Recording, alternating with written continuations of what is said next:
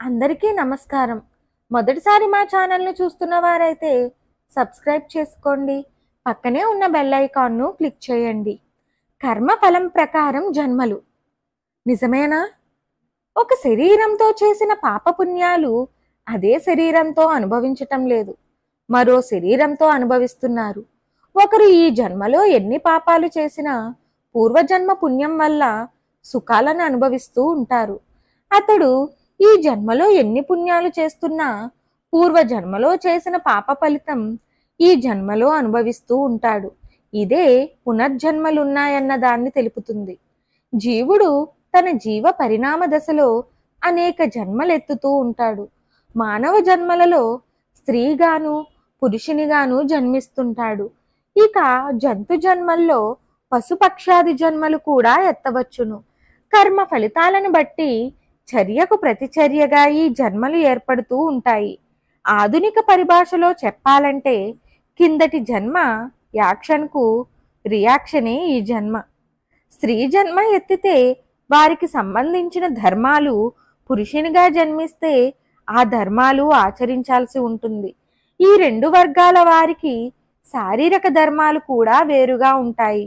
పునర్జన్మ అంటే సూక్ష్మ శరీరం కొనసాగుతూ స్థూల శరీరాన్ని మరలా మరలా తెచ్చుకోవడం. పునరపి జననం పునరపి మరణం అనగా మళ్ళీ మళ్ళీ పుట్టడం, మళ్ళీ మళ్ళీ మరణించడం. పుణ్యకర్మల వల్ల సుఖాలు, పాపాల ఫలితంగా దుఃఖాలు వస్తాయన్న విషయం తెలిసిందే. అయితే అందుకు విరుద్ధంగా పుణ్యాలు చేసేవారికి బాధలు, పాపాలు చేసేవారికి సుఖాలు కలగడం అక్కడక్కడా చూస్తూ ఉంటాం. పుట్టుకతో అంధుడైన వ్యక్తి, ఆగర్భ శ్రీమంతుడిగా జన్మించిన వ్యక్తి ఆ జన్మలో ఎప్పుడూ పుణ్యం గాని పాపం గాని చేసి ఉండడు కదా అనే ప్రశ్న వస్తుంది. దానికి సమాధానం చెప్పేదే పునర్జన్మ సిద్ధాంతం. పూర్వజన్మ కృతం పాపం వ్యాధి రూపేణ, పూర్వజన్మ కృతం పుణ్యం భోగ రూపేణ అంటారు. అంటే పూర్వజన్మలో చేసిన పాపం రోగ రూపంలోనూ, గత జన్మలో చేసిన పుణ్యం ఈ జన్మలో సుఖాలకు కారణమవుతుందని దీని అర్థం. ఒక శరీరంతో చేసిన పాపపుణ్యాలు అదే శరీరంతో అనుభవించటం లేదు, మరో శరీరంతో అనుభవిస్తున్నారు. ఒకరు ఈ జన్మలో ఎన్ని పాపాలు చేసినా పూర్వజన్మ పుణ్యం వల్ల సుఖాలను అనుభవిస్తూ ఉంటాడు. ఒకడు ఈ జన్మలో ఎన్ని పుణ్యాలు చేస్తున్నా పూర్వజన్మలో చేసిన పాప ఫలితం ఈ జన్మలో అనుభవిస్తూ ఉంటాడు. ఇదే పునర్జన్మలున్నాయని తెలుపుతుంది. పురాణేతి ఇతిహాసాల్లోనూ పునర్జన్మల ప్రస్తావన ఉంది. అర్జునుడు కన్నప్పగాను, భీముడు మధ్వాచార్యులుగాను జన్మించారని చెప్పేవారున్నారు. గజేంద్ర మోక్షంలోనూ గజేంద్రుడు గత జన్మలో ఒక మహారాజు.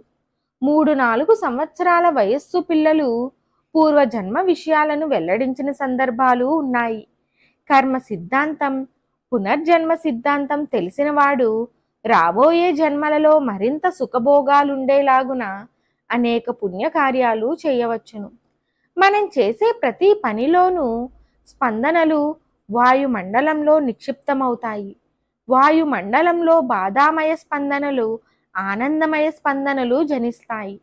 దుష్కర్మల వల్ల బాధలు జనిస్తాయి. ఈ రకంగా కర్మ ఫలితం చర్యకు ప్రతిచర్య రూపం దాలుస్తుంది. క్షమాగుణం కలిగిన వారు కర్మచక్రాన్ని ఆపగల శక్తి కలిగి ఉంటారు. పుణ్యకర్మల చేత దేవతలుగా, మిశ్రమ కర్మల చేత మానవులుగా, పాప కర్మల చేత పశుపక్షి క్రిమి కీటకాదులుగా పుట్టడం జరుగుతుంటుందనేది స్థూలంగా కర్మ సిద్ధాంతం. కర్మ వల్లనే పుట్టడం, పెరగడం, మరణించడం జరుగుతుంది. కర్మయే ఈ సృష్టికి కారణమని తెలుస్తోంది.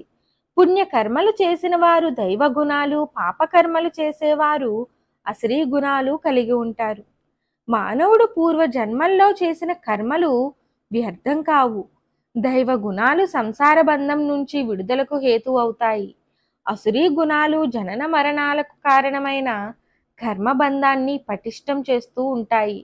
ఒక జన్మలో ఒకరు ఒక విషయంలో పొందిన శిక్షణ మరు జన్మలో అతని గుణంగా రూపాంతరం చెందుతుంది. ఈ వీడియో గనక మీకు నచ్చినట్లయితే లైక్ చేయండి, షేర్ చేయండి. కామెంట్ రూపంలో మీ అభిప్రాయాన్ని తెలియచేయండి.